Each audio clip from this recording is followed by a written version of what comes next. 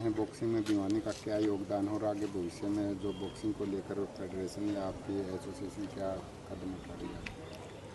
देखो, मैं अभी आज देखा जाए तो इलेक्शन जीतने के बाद अगर कहीं भी आया हूँ तो मैं पहली बार यहीं भिवानी ही पहुँचा हूँ। और इसी से आइडिया आप लगा लो कि भिवानी का कितना योगदान है अपने बॉक्सिंग में। ये मैं अच्छी तरह से समझ सकता हूँ। और ख़ासकर जगदीश कोच साहब का नाम मैं जब इसमें बॉक्सिंग में भी नहीं था तब से मैं सुनता आ रहा हूँ। तो बहुत बड़ा योगदान है इनका और बहुत सारे बॉक्सर यहाँ पैदा हुए हैं। और जितने भी खिलाड़ी या पूरे नेशनल्स में हिंदुस्तान में कोने कोने में सब लोग भिवानी को बॉक्सिंग का मक्का बोलते हैं। तो इसमें कोई शक नहीं है। पर अभी जैसे अभी मैं इलेक्ट हुआ हूँ तो मैं यही कह सकता हूँ कि जो भी हम बॉक्सिंग के लिए अच्छा कर पाएंगे, सबसे पहले तो हमें ओलंपिक मेडल के लिए काम करेंगे। किसी भी तरह से हम बॉक्सिंग में मेडल आए, जो कि अभी भी हम 3-4 नंबर पे हैं। बाकी गेमों में हमारे 3 ही मेडल अभी तक आए हैं ओलंपिक में। तो हम कोशिश करेंगे कि ओलंपिक में मेडल आएँ। और मैक्सिमम सबसे बड़ा है कि क्रिकेट के बाद आज भी हमारे देश में सबसे ज़्यादा बॉक्सर हैं जिनको कंपटीशन नहीं मिल पा रहे हैं। हम मैक्सिमम उनको कंपटीशन दिलाने की कोशिश करेंगे कि मैक्सिमम कंपटीशन मिले, जिससे उनको कैंप मिले, कैंप की स्ट्रेंथ बढ़े।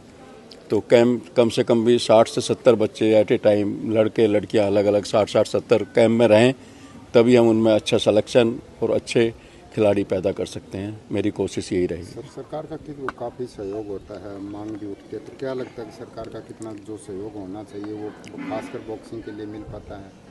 नहीं, सामान हो या कोच हो?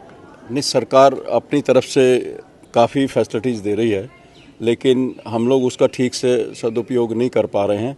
और उस बजट का उस तरह से हम प्रयोग नहीं कर पा रहे जिस तरह से होना चाहिए। अब हमारी कोशिश होगी।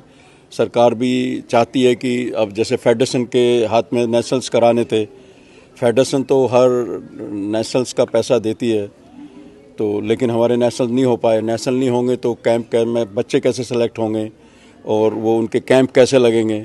अभी लास्ट 18 मंथ में मैंने कंटिन्यू 9th नेशनल कराए हैं, जिसके बेस पे आज टीम में हमारे बच्चे जीत कर भी आए कई ग्रुपों में जाके बाहर, और आज कैंप लगे हुए हैं। तो हमारे नेशनल से नहीं होंगे तो सरकार कहाँ से हेल्प करे, क्योंकि गेम्स कराना फेडरेशन का काम है, ना कि सरकार का। खिलाड़ियों को कई बढ़ावा मिले, इसको कदम उठाए जाएंगे ताकि नए नए खिलाड़ी भी उभर के आएँ और अपने देश को मेडल दें। नहीं, अभी फेडरेशन देखो नए इलेक्ट होकर आए हैं, काफ़ी लोग हैं।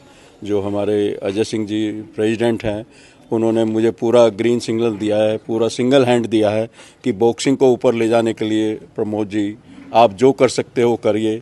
मैं कहीं उसमें रुकावट नहीं हूँ। जो सलाह आप मुझे देंगे मैं वो मानूंगा। और आपको फ्री हैंड है कि आप मुझे पूरी उम्मीद है कि आप इसको बॉक्सिंग को ऊंचाइयों पर ले जाएंगे। कई बार नेशनल इंटरनेशनल चैंपियनशिप होते, गेम होते, लेकिन उनका पैसा नहीं मिल पाता खिलाड़ियों को, काफ़ी महीनों तक सालों तक इंतजार करना पड़ता। भविष्य में ऐसा न कोई रणनीति बनाई जाएगी? नहीं, बिल्कुल। हम हर खिलाड़ी के लिए, मैं खुद स्पोर्ट्समैन रहा हूँ, मैं एथलीट रहा हूँ। मैंने एशियन गेम्स में पार्टिसिपेट किया 1986 सियोल में, साउथ कोरिया। तो ये मैं चीज़ें अच्छी तरह से समझता हूँ। हम लोगों ने भी सफ़र किए हैं। तो जो मैं एज ए खिलाड़ियों के सामने जो प्रॉब्लम आती हैं, जो वो प्रॉब्लम है उनको दूर करने की हम पूरी कोशिश करेंगे। और आज की डेट में ऐसा नहीं है कि आप किसी गलत बात के लिए अगर आप बोल रहे हैं तो वो सुनवाई होती है, और आप उसको चाहें तो थोड़ी मेहनत करें तो हासिल कर सकते हैं। सर, देश में काफ़ी फेडरेशन है, एसोसिएशन है, उनकी आपसी लड़ाई में कई बार जो खिलाड़ी हैं उनको नुकसान होता है। क्या इनको एक किया जाए या ऐसा कोई प्रावधान हो कि कम से कम खिलाड़ी को उसका नुकसान न हो?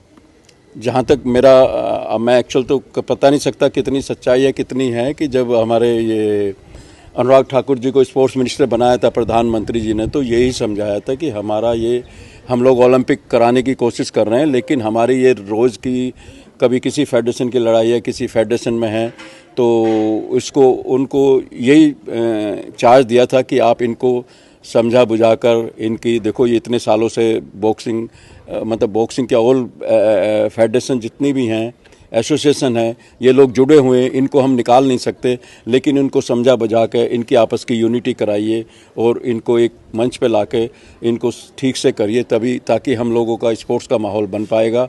अगर फेडरेशन अलग अलग डबल फेडरेशन बनती रहेंगी तो ना ही चैम्पियनशिप होगी, फिर कौन सी चैम्पियन असली है कौन सा नकली है ये नहीं पता कर पाएंगे।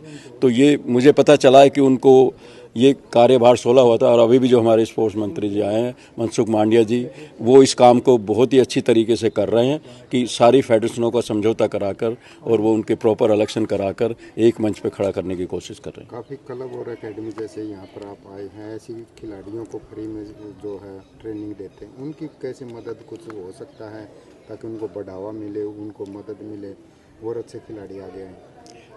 मेरी कोशिश रहेगी जितनी भी एकेडमी में है, आज भी मैं 2-3 एकेडमी होता हुआ आया हूँ यहाँ पे, कि उन एकेडमियों को या उन कोचों को कैसे हेल्प दी जाए। वो हमें लोकल समाज का सपोर्ट चाहिए, लोकल प्रमोटर चाहिए, जो आसपास के हैं हमारे बिजनेसमैन हैं, किसी तरह से उनको जोड़ा जाएगा ताकि वो थोड़ी थोड़ी हेल्प करके भी एक एकेडमी की हेल्प कर सकते हैं। सामाजिक काम है ये बेसिकली, स्पोर्ट्स जितना भी है, जितना समाज इसमें इन्वॉल्व होगा उतना ये तरक्की करेगा। जितना हम इंडिविजुअल इसको लेके चलेंगे वो बहुत मुश्किल है। हमें समाज को साथ जोड़ के, हर आदमी को अपने साथ जोड़ के चलना पड़ेगा ताकि हम बॉक्सरों की, अपने खिलाड़ियों की हेल्प कर सकें।